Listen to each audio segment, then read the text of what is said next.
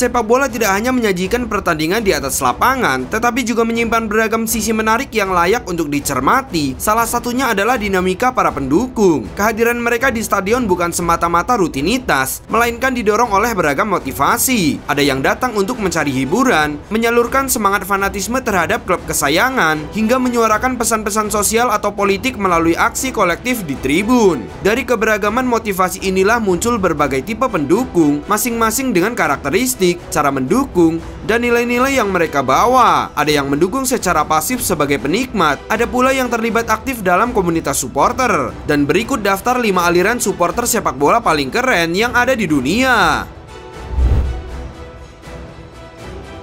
Hooligan. Istilah hooligan mulai populer di Inggris pada era 1960-an sebagai sebutan bagi sekelompok supporter sepak bola yang dikenal fanatik. Menurut situs thefringe.co.uk, label ini awalnya merujuk pada para pendukung yang rela melakukan perjalanan jauh demi mengikuti klub kesayangannya bertanding. Namun di balik semangat loyalitas tersebut, kelompok hooligan juga dikenal dengan perilaku yang kontroversial dan seringkali anarkis. Beberapa kelompok hooligan yang cukup terkenal di Inggris antara lain Gunners, The Herd, Villa Hardcore, Zulus Army, Headhunters, The Army, dan The Arkins. Kelompok-kelompok ini tidak hanya eksis sebagai pendukung, tetapi juga membentuk identitas. Sayangnya, fanatisme yang berlebihan ini tak jarang berujung pada tragedi. Bentrokan antar kelompok hooligan kerap memicu kekerasan ekstrim, termasuk kasus-kasus penusukan dan korban jiwa. Dua tragedi besar yang mencoreng sejarah sepak bola Inggris adalah tragedi Heysel pada 1985 dan tragedi Hillsborough pada tahun 1989. Casuals. Antara tahun 1985 hingga 1990, pemerintah Inggris secara tegas mengambil langkah untuk menekan aktivitas hooliganisme yang kian meresahkan. Langkah ini diambil sebagai respons terhadap serangkaian insiden kekerasan yang melibatkan supporter, terutama setelah tragedi Hillsborough pada tahun 1989 yang menewaskan 96 orang. Dari situ muncul subkultur baru yang dikenal dengan casuals. Menurut laporan Vice.com, kelompok casuals adalah sekelompok pendukung yang mengadopsi gaya berpakaian kasual sebagai bentuk perlawanan terhadap pembatasan simbolik tersebut. Mereka meninggalkan jersey dan shell club dan memilih tampil dengan celana jeans, kaos polos, jaket parka, dan sepatu sneakers gaya yang mencerminkan tren fashion masa itu dan identik dengan merek-merek tertentu yang prestisius di kalangan mereka. Penampilan ini bukan sekedar soal gaya, tetapi juga strategi untuk menghindari pengawasan aparat dan menyusup ke wilayah lawan tanpa terdeteksi. Casuals tak hanya soal sepak bola, mereka juga erat kaitannya dengan budaya populer lain seperti musik rock and roll, geng motor, dan dunia fashion jalanan. Tifosi.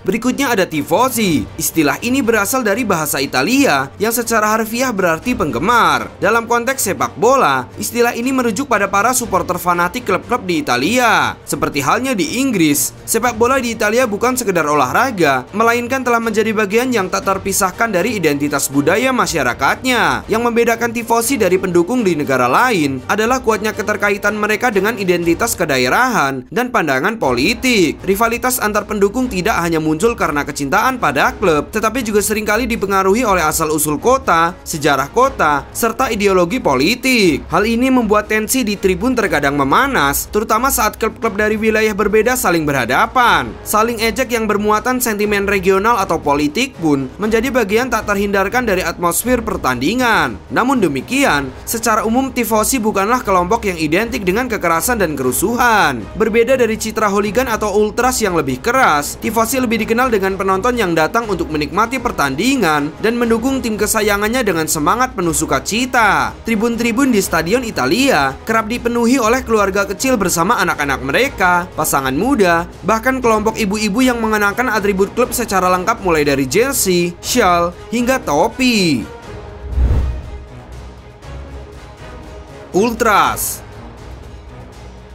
Berbeda dengan tifosi, kelompok ultras dikenal sebagai bentuk dukungan yang jauh lebih ekstrim dan militansi. Muncul pada akhir tahun 1960-an, kelompok ini berkembang dari budaya stadion Italia yang penuh gairah dan rivalitas tinggi. Nama-nama seperti Brigade, Fedayeen, dan Komando menjadi ciri khas awal kemunculan mereka. Kelompok ultras sangat mencolok dalam hal penampilan. Mereka kerap mengenakan pakaian serba gelap seperti jaket hoodie dan shell klep yang dibalut menutupi wajah sehingga menciptakan kesan misterius.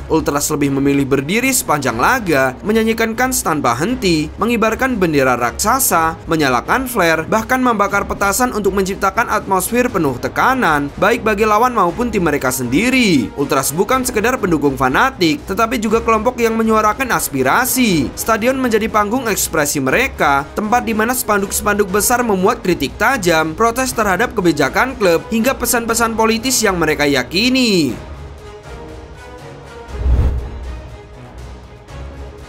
Mania. Terakhir ada mania. Di Indonesia, istilah mania kerap digunakan untuk menamai kelompok supporter sepak bola seperti Jackmania, Bonek Mania, dan Aremania. Meskipun dalam KBBI kata mania diartikan sebagai gangguan jiwa dengan gejala seperti kemarahan atau kegelisahan berlebihan, dalam konteks sepak bola istilah ini mengalami perluasan makna. Secara terminologis, mania juga dapat merujuk pada antusiasme yang meluap-luap dan semangat yang meledak, bahkan terkadang tanpa alasan logis. Makna inilah yang lebih sesuai menggambarkan semangat luar biasa para pendukung sepak bola di Indonesia. Dalam wawancara dengan Vice.com, penulis asal Inggris Anthony Sutton mengungkapkan kekaguman terhadap fanatisme supporter Indonesia yang rela melakukan apapun demi tim kesayangannya. Banyak dari mereka rela bolos sekolah atau tidak masuk kerja hanya untuk hadir langsung di stadion. Fenomena ini membuktikan bahwa dukungan terhadap sepak bola di Indonesia tidak hanya bersifat emosional, tetapi juga menjadi kekuatan sosial dan ekonomi yang nyata dalam kehidupan masyarakat.